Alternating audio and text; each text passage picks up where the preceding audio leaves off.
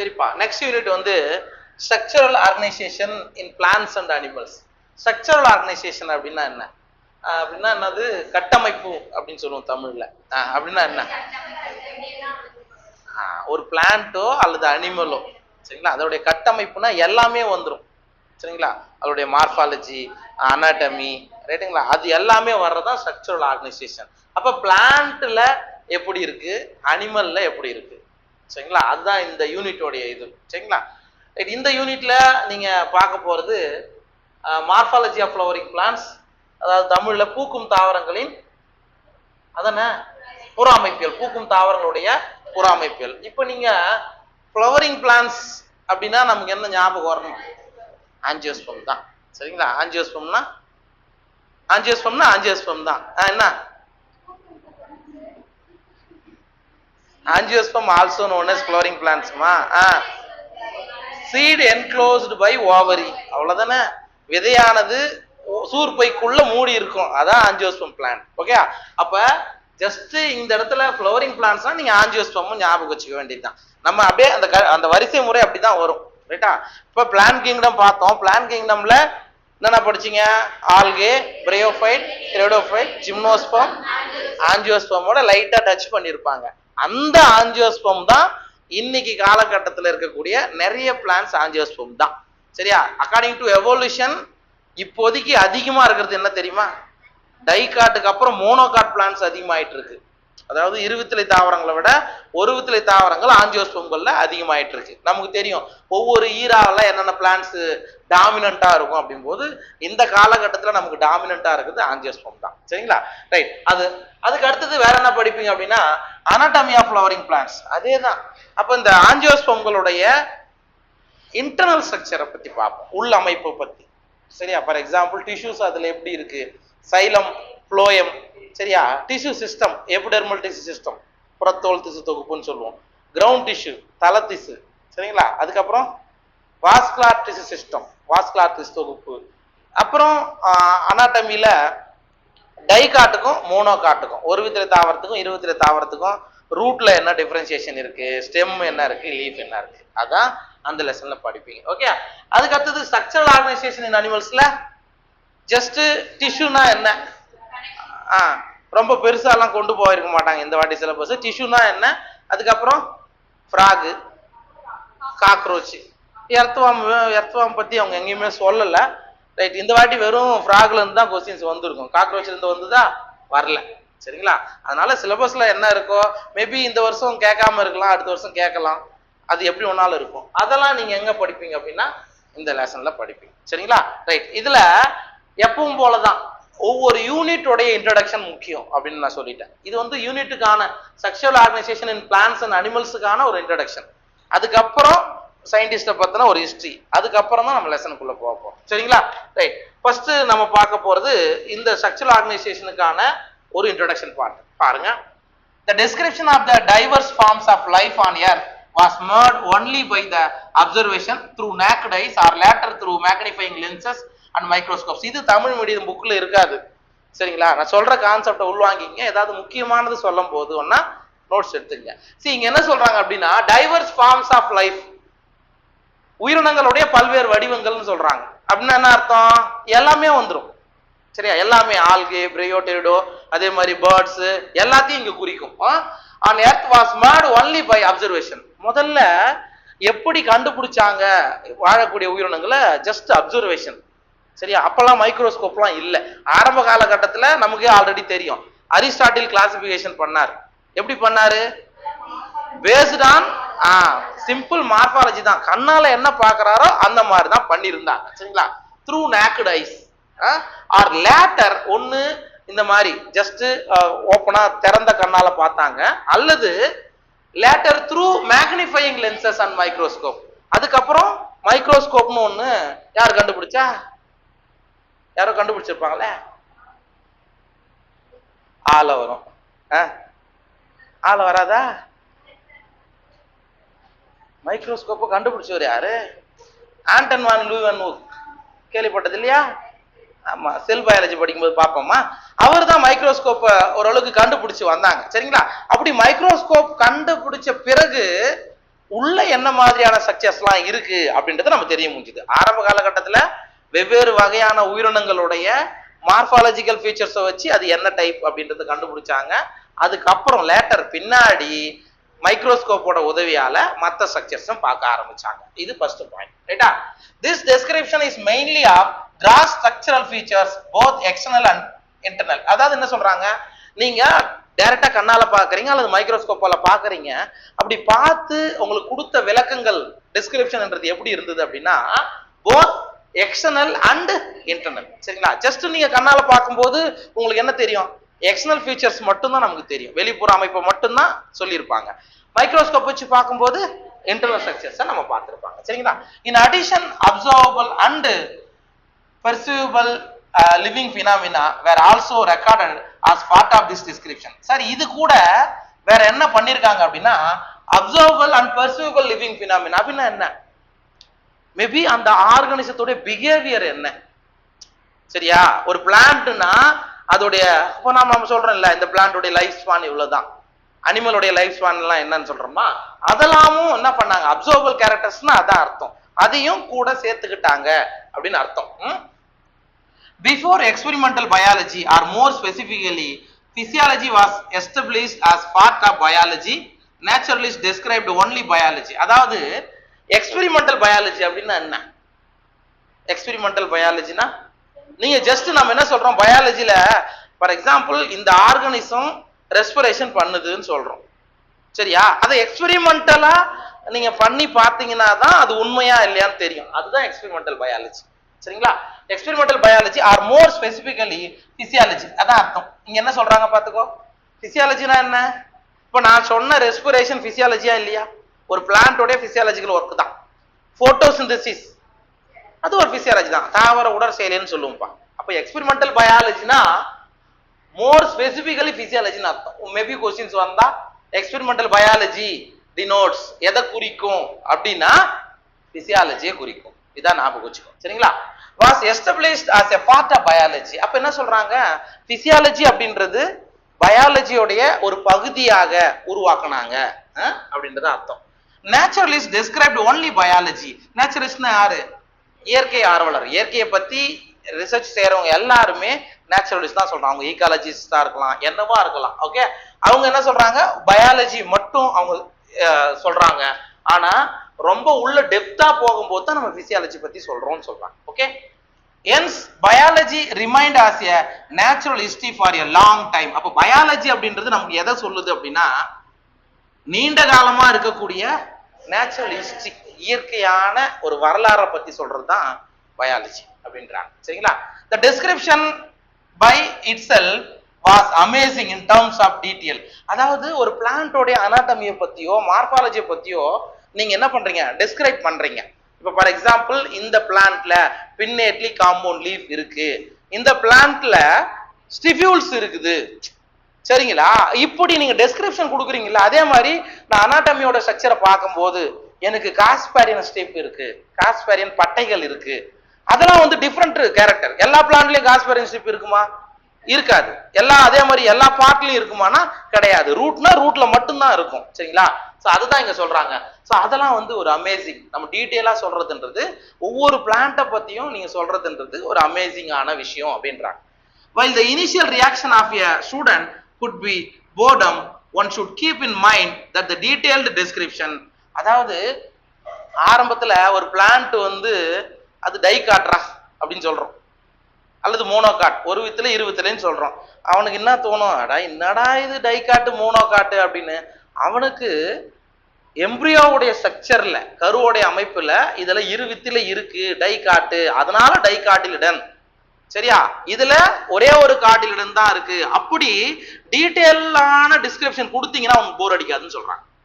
சரியா? Just மார்பாலஜிக்கலாவோ just மேல் போக்கா நீங்க சொல்றது பசங்களுக்கு கண்டிப்பா போர் அடிக்கும். அதை பத்தின டீட்டெயிலா நீங்க கொடுத்தீங்கன்னா, இப்ப நம்ம அதே தான் ஜஸ்ட் நான் மாட்டோம் என்னன்னு சொல்லிட்டு போனா அது ஒன்றும் பெருசா இம்பாக்ட் தராது. அதுக்கான அர்த்தம் என்னன்னு நமக்கு தெரிஞ்சுக்கிட்டா நமக்கு புரிஞ்சுக்கும். அதான் அதுக்கான அர்த்தம். சரிங்களா? well the initial reaction of a student அதை பார்த்துட்டோம். was utilization in the latter day reductionist biology where living processes drew more attention from scientists than the description of life forms and their structure. அதாவது என்ன சொல்றாங்க, நீங்க அப்படி கொடுத்திருக்கக்கூடிய டெஸ்கிரிப்ஷனை, ஒரு பிளான்ட்டை பத்தின டிஸ்கிரிப்ஷன் கொடுத்திருக்காங்க அல்லது அனிமலை பத்தின டிஸ்கிரிப்ஷன் கொடுத்திருக்காங்க அப்படின்னா அதை நீங்க என்ன பண்றீங்க, யூட்டிலைஸ் பண்ண ஆரம்பிச்சீங்கன்னா, ஆமா நீ உண்மையிலே அதுல இந்த மாதிரியான கேரக்டர் தான் இருக்கு அப்படின்னு யூட்டிலைசேஷன் பண்ண ஆரம்பிச்சீங்கன்னா, லேட்டர் டே ரிடக்ஷனிஸ்ட் பயாலஜி, இந்த வார்த்தை தான் இந்த வாட்டி நீட்ல கேட்டிருப்பாங்கன்னு நினைக்கிறேன். இந்த வார்த்தை இந்த கேட்ட வார்த்தை இதான், செல் பயாலஜில இதே டேர்ம்ஸ் வரும். லேட்டர் ரிடக்ஷனிஸ்ட் பயாலஜி வேர் லிவிங் ப்ராசஸஸ், அது ஒண்ணும் இல்லை, ரிடக்ஷனிஸ்ட் பயாலஜின்றது என்னது, பிசியோகெமிக்கல் ப்ராசஸஸ் பத்தி சொல்றது. சரிங்களா? Were living processes drew more attention from scientists than the description of life forms and the structure. அப்ப ஜஸ்ட் நீங்க டெஸ்கிரிப்ஷனை பத்தி மட்டும் சொல்றதை விட நீங்க உள்ள அதோட பிசியோகெமிக்கல் ஸ்ட்ரக்சர்லாம் படிக்க ஆரம்பிச்சிட்டீங்கன்னு வச்சுங்க, அது இன்னும் உங்களுக்கு அதிகமான என்ன சொல்றது இன்ட்ரெஸ்ட்டை கொடுக்கும். ஜஸ்ட் நீங்க பேப்பரோட படிக்கிறதோட இல்லாம எக்ஸ்பெரிமெண்டலா அதை பார்க்கணும்னு சொல்றாங்க. அதான் இதுக்கான அர்த்தம். சரிங்களா? Hence this description become meaningful and helpful in framing research question in physiology or evolutionary biology. அப்ப நீங்க அந்த டிஸ்கிரிப்ஷன் வந்து எப்போ மீனிங்ஃபுல்லா அமையும் அப்படின்னா, அதை பத்தின ரிசர்ச் நீங்க பண்ணீங்கன்னா மட்டும்தான். சரியா? அப்படி கொடுத்துக்கிற டிஸ்கிரிப்ஷன் கரெக்ட். அப்ப நீங்க ஒருத்தர் வந்து ஒரு ரிசர்ச் பண்ண வராருன்னா அவர் நிறைய ஆர்டிக்கலை படிக்கணும். இப்ப நான் என்ன பண்றேன் அப்படின்னா, ஒரு பிளான்ட்ல இருக்கக்கூடிய ஏதோ ஒரு பிளான்ட் இருக்கு. சரிங்களா? ஃபார் எக்ஸாம்பிள் நமக்கு தெரிஞ்சது ஹைபிஸ்கஸ் ரோசா சைனன்சிஸ், அதுல என்ன ஃபைட்டோகெமிக்கல் இருக்கு அப்படின்றது நீ ஸ்டடி பண்ண போற அப்படின்னா நீ என்ன பண்ணணும் அப்படின்னா, இதுக்கு முன்னாடி அந்த பிளான்ட்ல யார் யாரெல்லாம் ரிசர்ச் பண்ணி சொல்லி இருக்காங்கன்றத நீ தெரிஞ்சுக்கிட்டா தான் அதை பத்தின பண்ண முடியும். அதே தான் இங்க சொல்ல வராங்க. சும்மா டெஸ்கிரிப்ஷன் இருக்குன்னு பண்ண முடியாது, அதை ரிசர்ச் பண்ணாதான் நமக்கு புரிய வரும் அப்படின்றாங்க. சரிங்களா? In the following chapters of this unit, the structural organization of plants and animals, including the structural basis of physiological or behavioral phenomena, is described. Sir, இதுக்கப்புறம் இந்த யூனிட்ல நம்ம பார்க்கக்கூடிய சாப்டர்ல எதை பத்தி படிக்க போறோம் அப்படின்னா, பிளான்ட் அண்ட் அனிமலோடைய ஸ்ட்ரக்சரல் ஆர்கனைசேஷன், கட்டமைப்பு முறைகளை பத்தி படிக்க போறோம். இன்க்ளூடிங் அதுல எது எதெல்லாம் இருக்குன்னா, structural of physiological or behavioural phenomena. சரிங்களா? அதோட பிஹேவியரல் எப்படி இருக்கு, இப்ப தாவரங்கள்லாம் இருக்குன்னா, லீஃப் இருக்குன்னா அதோட பிஹேவியர் எப்படி இருக்கும். சும்மா ஜஸ்ட் மார்பாலஜி படிக்கிறோம். லீஃப், இப்போ லீஃபோட மாடிஃபிகேஷன்லாம் இருக்கும். ஃபார் எக்ஸாம்பிள் டென்ட்ரில்னு ஒன்று படிப்போம். டென்ட்ரில்னா பற்றுக்கொடி அப்படின்னு சொல்லுவோம். அது அதோட பிஹேவியர் என்ன, மற்ற பக்கத்தில் இருக்கக்கூடிய பிளான்ட்ல ராப் பண்ணிக்கிட்டு மேலே ஏறுறது. சரிங்களா? அந்த மாதிரி is described. For convenience this description are morphological and anatomical features is presented separately for plants. நம்மளுடைய கன்வீனியன்ட்டுக்காக மார்பாலஜி ஆஃப் ஃப்ளவரிங் பிளான்ட்ஸ் தனியா, அனாட்டமி தனியா, அனிமல் ஸ்ட்ரக்சரல் ஆர்கனைசேஷன் தனியா இந்த யூனிட்ல நம்ம படிக்க போறோம்னு சொல்றாங்க. இதுதான் இப்ப இதுல நமக்கு முக்கியமானது அப்படின்றது இந்த இடத்துல ஒண்ணு பார்த்தோமே, எக்ஸ்பெரிமெண்டல் பயாலஜி அப்படின்றது மோர் ஸ்பெசிபிகலி பிசியாலஜி தான். அதாவது எக்ஸ்பெரிமெண்டல் பயாலஜி தமிழ் என்ன சொல்வீங்க, பரிசோதனை உயிரியல் அப்படின்றது முக்கியமா அது எதை குறிக்குன்னா உடற்செயலியெல்லாம் குறிக்கிறது. சரியா? பிசியாலஜியை குறிக்கிறது. அதுக்கப்புறம் இந்த ரெடக்ஷனிஸ்ட் பயாலஜி அப்படின்னா பிசியோகெமிக்கல் ப்ராசஸ், அதை பத்தி நம்ம பின்னாடியும் சொல்லுவோம். இதுதான் மெயின். இதுல சப்போஸ் இப்பதான் சொல்றேன், புதுசு புதுசா ஏதாவது எங்க கொஸ்டின் கேட்கலாம் அப்படின்னு கொண்டு போயிட்டே இருப்பான், அதுக்கு நம்ம தயாராகிக்கணும். சரிங்களா? இது புரிஞ்சிச்சா?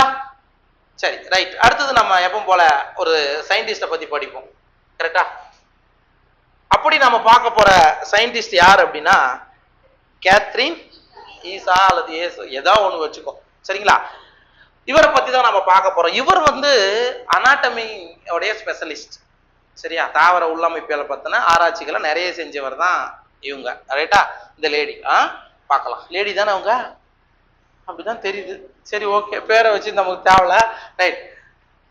Kathryn Yesu was born in Ukraine in 1898. Ukraine எங்க இருக்குது? ரஷ்யா பக்கத்துல இருக்குது. சண்டை போட்டுனே கிடக்குறாங்க. அங்கதான் பிறந்திருக்காங்க. சரிங்களா? ரைட்.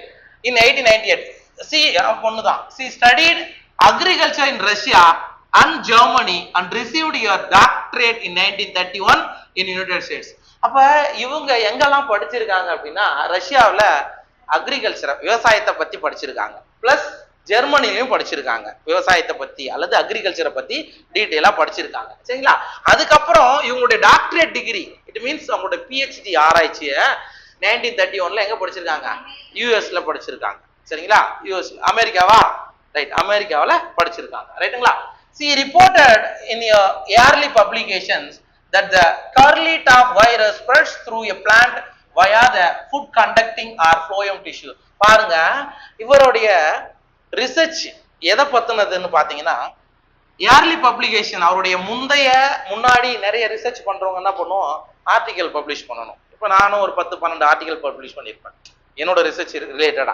அந்த மாதிரி ஒவ்வொருத்தரும் என்ன பண்ணுவாங்க, அவங்களுடைய கண்டுபிடிப்புகளை ஆர்டிகலா பப்ளிஷ் பண்ணணும். நேச்சர்னு ஒரு இருக்கிறதுலே பிரசித்தி பெற்ற ஒரு இதழ் இருக்கு, நம்ம பின்னாடி ஜிஎன் ராமச்சந்திரன் பத்தி படிக்கும்போது தெரியும்.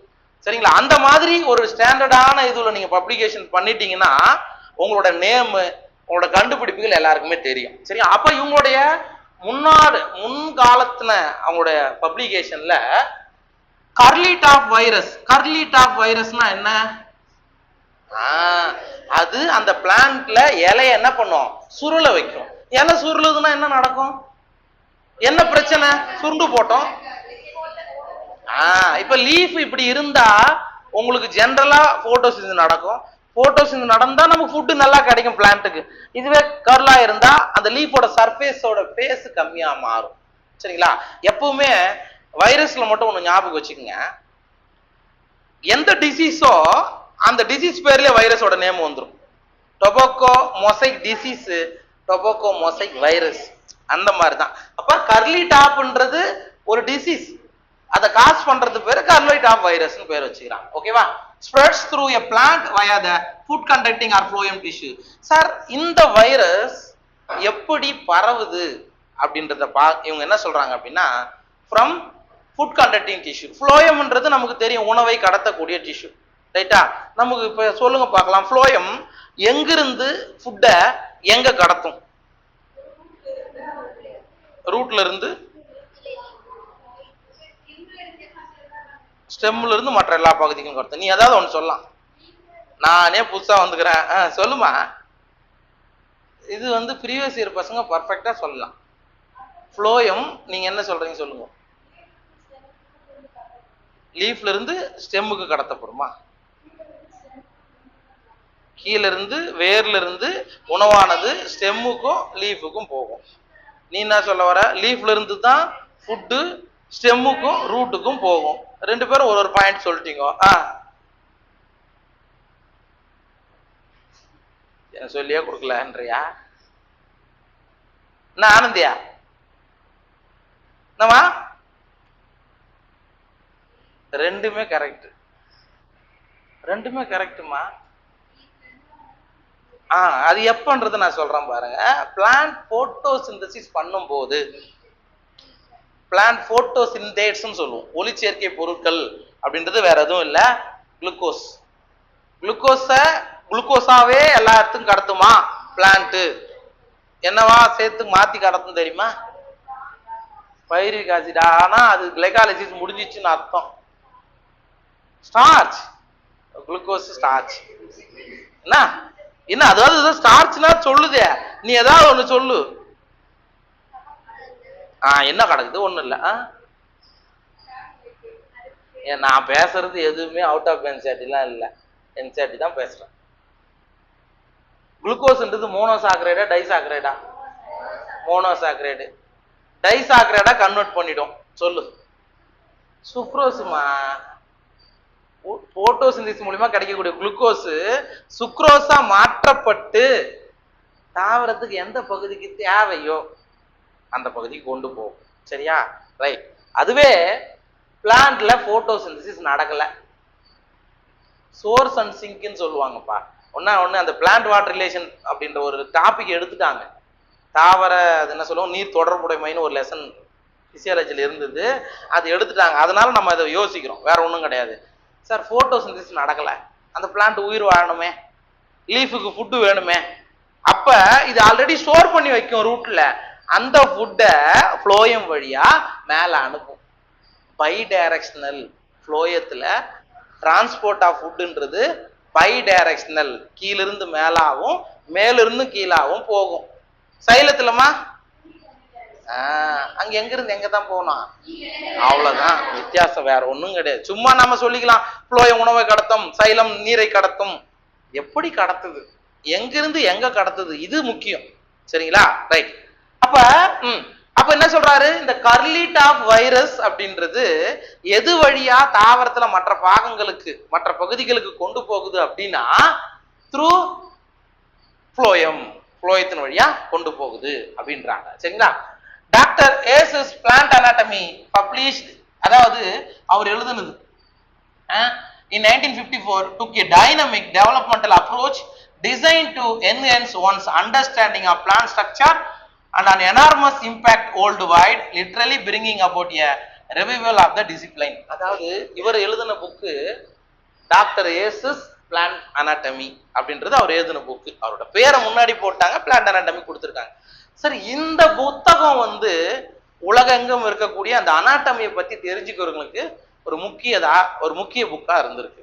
சரிங்களா, எல்லாத்துக்கும் அவங்களுக்கு தேவையான இன்ஃபர்மேஷன்லாம் கொடுக்கக்கூடிய விஷயமா இருந்திருக்கு அப்படின்றாங்க worldwide. The anatomy of seed plants, இது இன்னொரு புக்கு by Katherine Esau was published in 1960. இது அடுத்த புக்கு அனாட்டமி ஆஃப் சீட் பிளான்ட்ஸ். அதாவது அப்படின்னா சீட் பிளான்ட்ஸ்னா எதெல்லாம் சொல்லுவீங்க? Pteridophyte, gymnosperm. Only gymnosperm, angiosperm மட்டும் தான் seed bearing plants. Pteridophyteல seed habitக்கான இதுதான் வந்திருக்குமே தவிர சீடுன்னு நீங்க ஒண்ணு படிச்சிருக்க மாட்டீங்க. சரியா? அப்ப இந்த இடத்துல நமக்கு என்ன குறிக்குது அப்படின்னா ஜிம்னோஸ்பம் ஆஞ்சியோஸ்பம் உடைய அனாட்டமிய அவர் ஒரு புத்தகமா எழுதியிருக்காங்க. சரிங்களா, 1960ல. It was referred to as Webster's of plant biology. அப்படின்னா என்ன? ஆர் இட் இஸ் என்சைக்ளோபீடியா அப்படின்னா என்ன? வெப்ஸ்டர் டிக்ஷனரி கேள்விப்பட்டுக்கிறீங்களா? டிக்ஷனரி யூஸ் பண்ணியிருப்பீங்க. சரியா, ஸ்கூல் லெவலில் தமிழ் மீடியம் பசங்கன்னா டிக்ஷனரியை நம்ம பார்த்துருக்கீங்களா? வெப்ஸ்டர் டிக்ஷனரி அப்படின்றது இங்கிலீஷை பற்றி நீ தெரிஞ்சுக்கணும், இந்த டேர்முக்கு அர்த்தம் வேணும்னா அந்த டிக்ஷனரியில் இருக்கும். சரிங்களா, ஸோ அந்த மாதிரி இவர் எழுதுனது. சரிங்களா, இவர் எழுதுன அந்த இதுவை என்ன சொல்றாங்கன்னா வெப்ஸ்டர்ஸ் ஆஃப் பிளான்ட் பயாலஜி. சரிங்களா, நீங்க இந்த புத்தகத்தை வச்சுட்டீங்கன்னா பிளான்ட் பயாலஜியில அதுவும் அனாட்டமி ரிலேட்டடா எந்த வார்த்தைக்காவது அர்த்தம் வேணும்னா இந்த புத்தகத்தை வச்சா நீங்க கண்டுபிடிச்சிக்கலாம். சரிங்களா, அதுதான் அதுக்கான அர்த்தம்ப்பா. In 1957 she was elected to the National Academy of Sciences, becoming the 6th woman to receive that honor. So 1957ல நேஷனல் அகாடமி ஆஃப் சயின்சஸ்ல அவர் தலைவரா தேர்ந்தெடுக்கிறாங்க. சரிங்களா, இவர் 6வது ஒரு பெண்மணியா அதுல இருந்திருக்காங்க. சரிங்களா. In addition to this prestigious award, she received the National Medal of Science from President George Bush in 1989. எங்க கேள்விப்பட்டிருக்கீங்க? George Bush கேள்விப்பட்டிருக்கியா? யாரு ஜார்ஜ் புஷ்? யாரோ ஒருத்தர். இப்ப யாரு அமெரிக்காவுடைய ஜனாதிபதியா பிரசிடென்ட் என்ன சொல்லுவீங்க? அமெரிக்க அதிபர் யாரு? Donald Trump. ஜார்ஜ் புஷும் முன்னாடி இருந்த ஒரு அமெரிக்காவுடைய என்ன சொல்றது அதிபர் தான். அதிபர் எப்படின்னா வச்சுக்கோ. ஆமா, அவங்க கிட்ட நேஷனல் மெடல் ஆஃப் சயின்ஸ் அப்படின்ற ஒரு அவார்டையும் இவங்க வாங்கியிருக்காங்க. இது அவங்களுடைய வரலாறு. Okay, when Katharine died in the year 1997, Peter Raven, director of anatomy and morphology, Missouri Botanical Garden, remembered that she absolutely dominated the field of plant biology even at the age of 99. அதாவது இவங்க 1997ல இறந்துடுறாங்க. அப்ப Peter Raven அப்படின்றவரு Missouri botanical கார்டன்ல anatomy and மார்பாலஜியோட டைரக்டரா இருக்கார். சரி, யாரு? இந்த பேரை மட்டுமா ஞாபகம் வச்சு, பீட்டர் ராவன் அப்படின்றவரு மார்பாலஜி அண்ட் அனாட்டமியோட டைரக்டர். எங்க? மிசோரி பொட்டானிக்கல் கார்டன்ல. இவர் என்ன சொல்றாரு அப்படின்னா இந்த ஃபீல்டுல பிளான்ட் பயாலஜில even at the age of 99, அவருடைய 99 வயசுல கூட, அதாவது இறக்கும் தருவாயில கூட நம்பர் 1 சயின்டிஸ்டா இருந்திருக்கார். டாமினேட்டர்னு அப்படிதான் அர்த்தம். இந்த ஃபீல்டுல, இந்த பிளான்ட் பயாலஜி ஃபீல்டுல 99 இயர்ஸ்ல கூட அவர் என்ன இருக்காரு? டாமினேட்டட். அப்பவும் இந்த ரிசர்ச்சை பத்தின ஒரு ஆராய்ச்சியிலேயே இறக்கும் தருவாயில கூட இருந்திருக்கார் அப்படின்னு யார் சொல்றது? பீட்டர் ராவன் அப்படின்றவரு அவரை பத்தி சொல்றாங்க. சரிங்களா?